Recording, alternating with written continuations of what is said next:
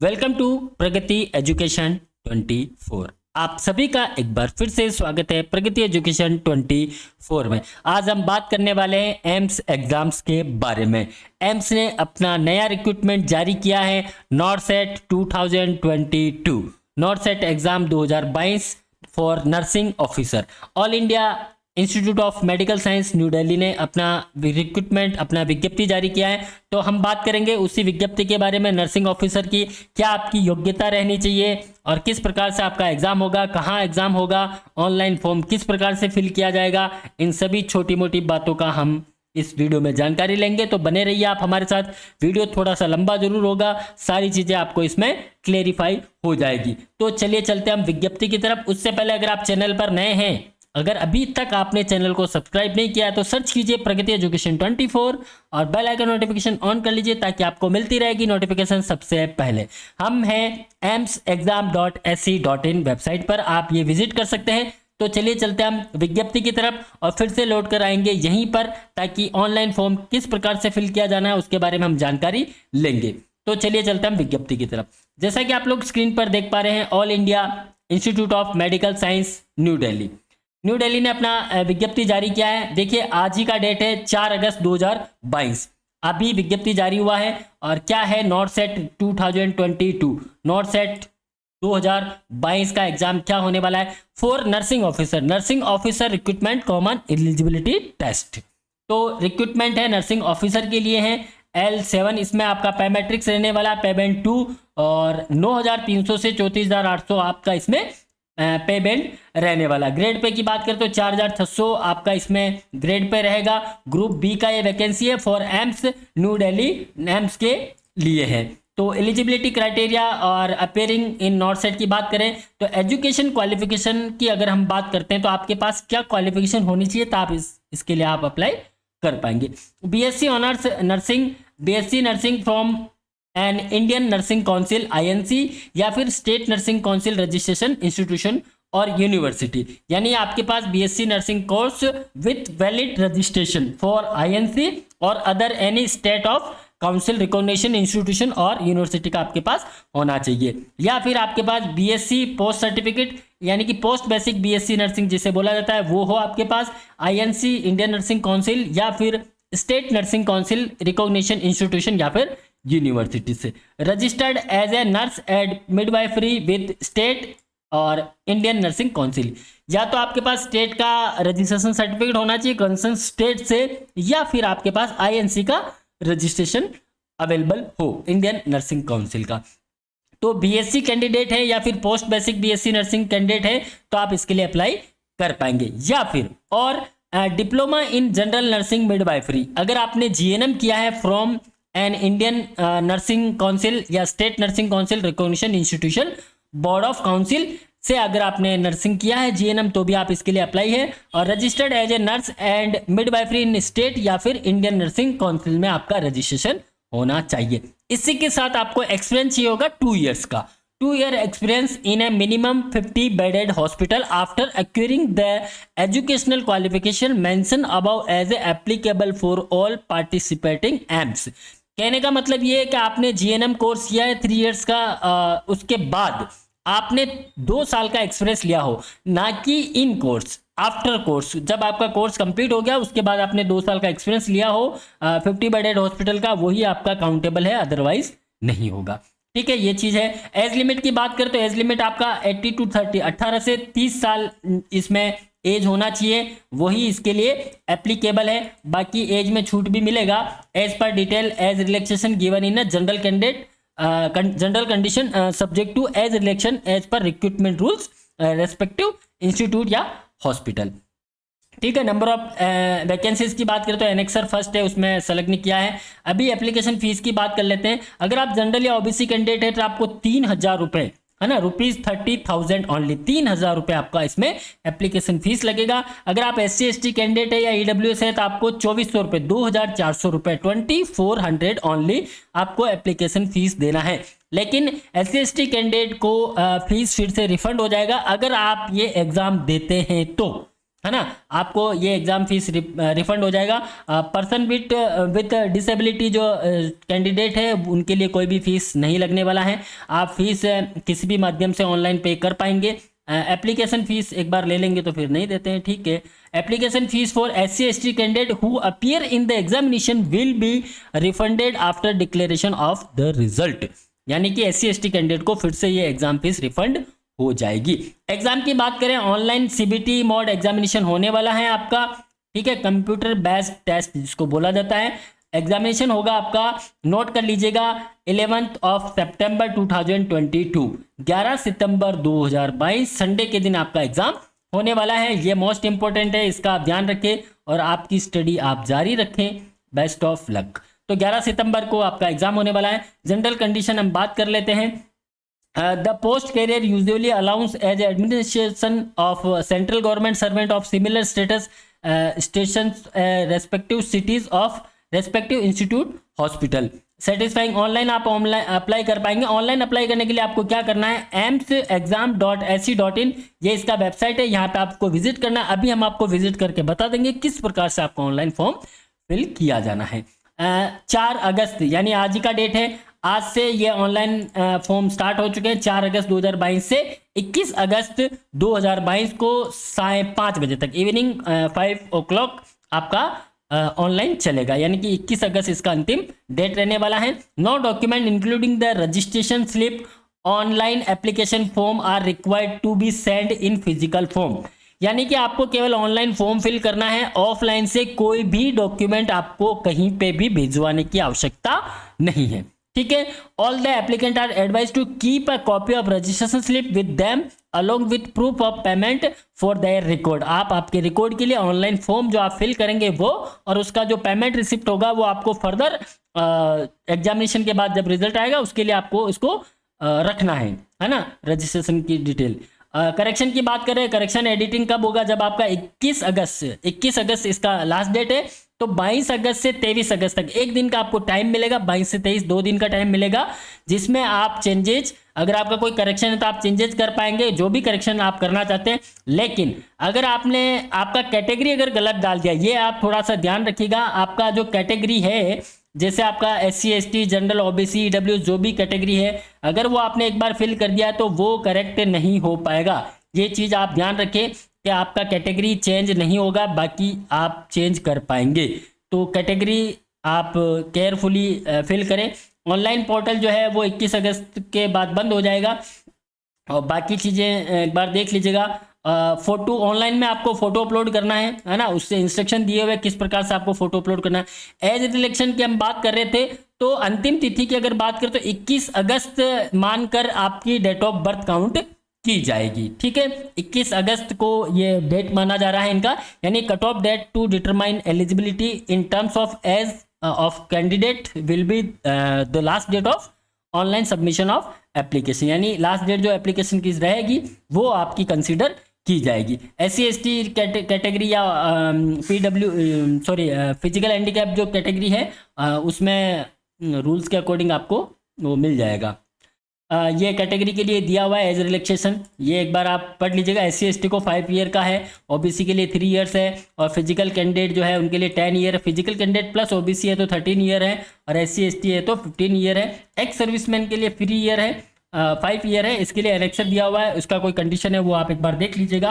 अगर आप central government employ है और अगर आपने 3 साल का रेगुलर सर्विस किया है तो आपको 5 साल का इसमें रिलैक्सेशन मिलने वाला है। सेंट्रल गवर्नमेंट एम्प्लॉय है और ये सारी चीज़ें इसमें दी हुई। अगर आप OBC कैंडिडेट है और आपने 3 ईयर्स का रेगुलर जो कंटिन्यूस सर्विस किया है तो आपको 5 + 3 यानी कि 8 ईयर का आपको यहाँ पर रिलैक्सेशन मिलने वाला है। Central government, only on central government civilian employ.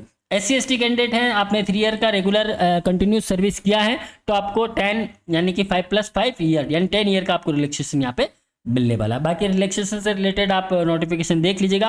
Caste certificate का ये दिया हुआ है। हम अभी चलेंगे ऑनलाइन फॉर्म किस प्रकार से फिल किया जाना है उसके बारे में जानेंगे।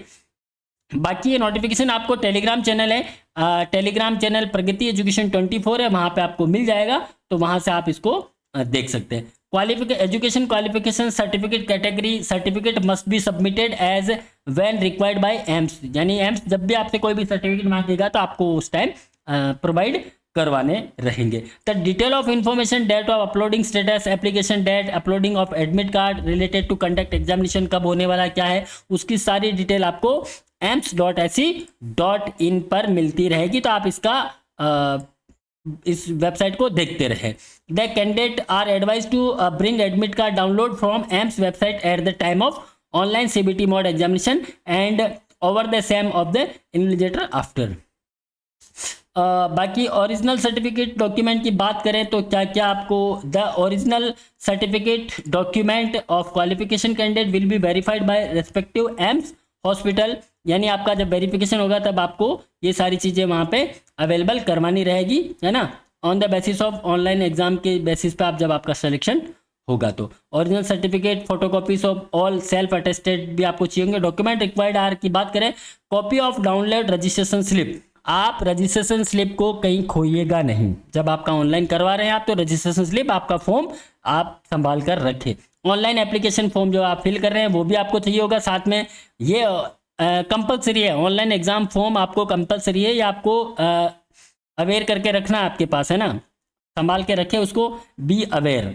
Copy of download admit card आप जो एडमिट कार्ड रहेगा उसका आपको वो चाहिए होगा।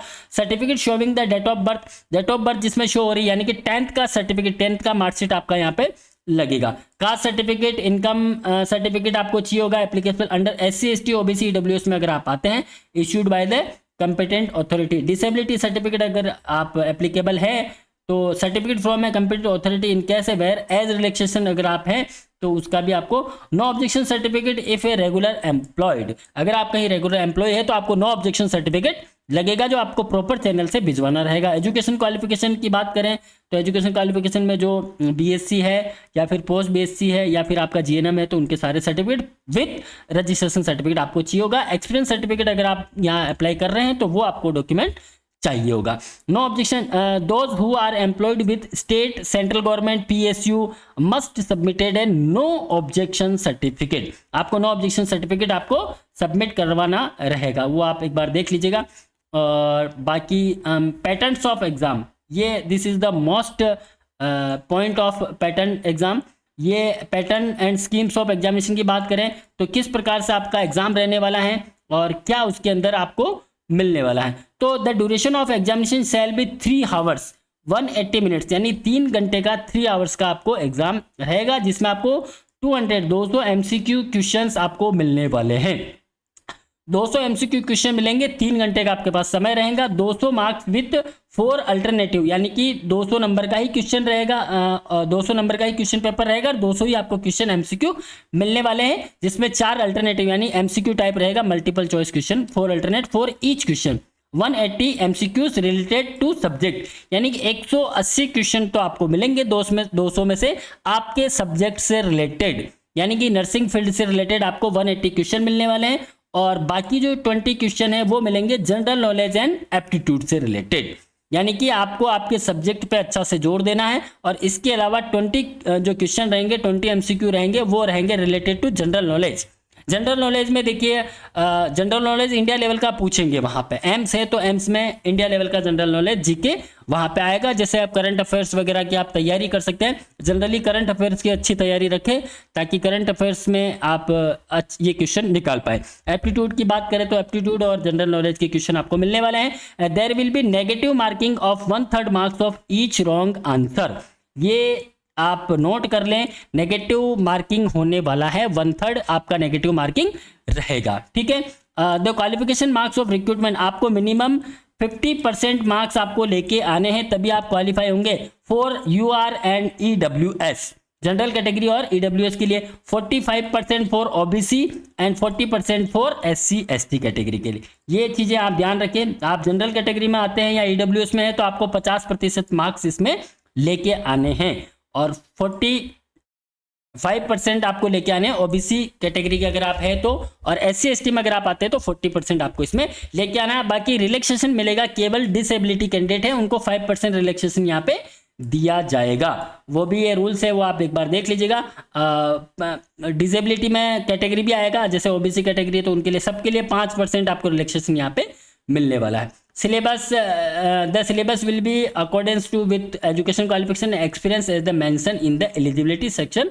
एडवर्टाइजमेंट में आपको दिया हुआ है उस प्रकार से रहेगा।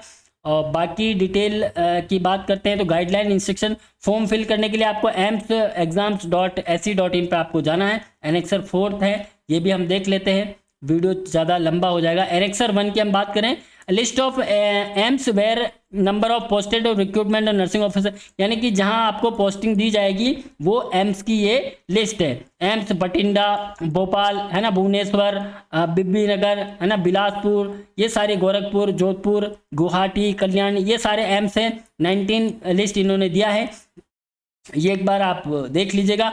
और एक मोस्ट इंपॉर्टेंट, आप ये इंपॉर्टेंट ऑप्शन जो लिखा हुआ है इसको आप एक बार रीड आउट कर लीजिएगा। इंपॉर्टेंट एज पर डिसीजन और 4th मीटिंग इनका जो हुआ है CIB हेल्ड एन 27 जुलाई 19 को, यानी 80% सीट जो है, 80% seats are reserved for female candidate and 20% for male. अब देखिए 80% इन्होंने रिजर्व किया है फीमेल कैंडिडेट के लिए और 20% ही रहेगा केवल मेल कैंडिडेट के लिए। तो आप अच्छे से तैयारी कीजिएगा। एज रिलैक्सेशन की हम बात कर चुके हैं, एनेक्सर आप एक बार पढ़ लीजिएगा, है ना। सारी चीज़ें यहाँ पे क्लियर नहीं कर पाएंगे, नोटिफिकेशन आपको टेलीग्राम चैनल पर अभी मिल ही जाएगा, आप देख लीजिएगा। ये एनेक्सर है जो डिसेबिलिटी कैंडिडेट है उनके लिए है, और अभी ऑनलाइन एग्जाम के लिए भी चलना है अपन को फॉर्म फिल करने के लिए, है ना। एनेक्सर 5th है, कॉन्टैक्ट इन्फॉर्मेशन इसमें दिया हुआ है। तो ये एम्स का रहेगा, आपको किस प्रकार से एग्जामिनेशन होने वाला है उसकी डिटेल भी आपको मिल गई है। अब चलते हैं अपन ऑनलाइन फॉर्म फिल करने के लिए। ऑनलाइन फॉर्म किस प्रकार से फिल किया जाएगा उसके बारे में हम बात कर लेते हैं। तो हम आ गए हैं AIIMSexam.ac.in पर। इस वेबसाइट पर आपको आना है। यहाँ पे आने के बाद आपको रिक्रूटमेंट नाम का एक लिंक मिल रहा है, इस पे आपको जैसे ही क्लिक करेंगे, एक्चुअली अभी मैंने नेट ऑफ किया हुआ है ना, मैंने पहले से ही लॉगिन कर लिया है टैब में। तो आप जैसे ही रिक्रूटमेंट पोर्टल पे क्लिक करेंगे तो आपको एक नया पोर्टल मिलेगा, ये वाला, ठीक है। इसमें जैसे आपको स्क्रॉल करना है या नीचे आएंगे रिक्रूटमेंट पे, यहाँ पे आपको मिलेगा नर्सिंग ऑफिसर।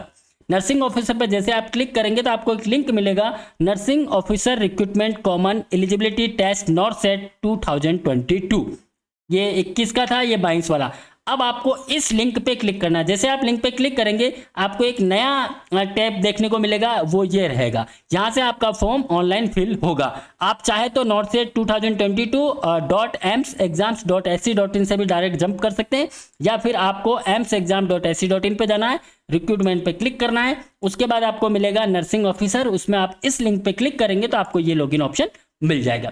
यहाँ पे आने के बाद सबसे पहले आपको न्यू रजिस्ट्रेशन, यानी कि अगर आपने पहले से रजिस्ट्रेशन किया हुआ है तो आप यहाँ से लॉगिन कर पाएंगे। आप फर्स्ट टाइम ही आए हैं तो आपको नया रजिस्ट्रेशन ही करना रहेगा।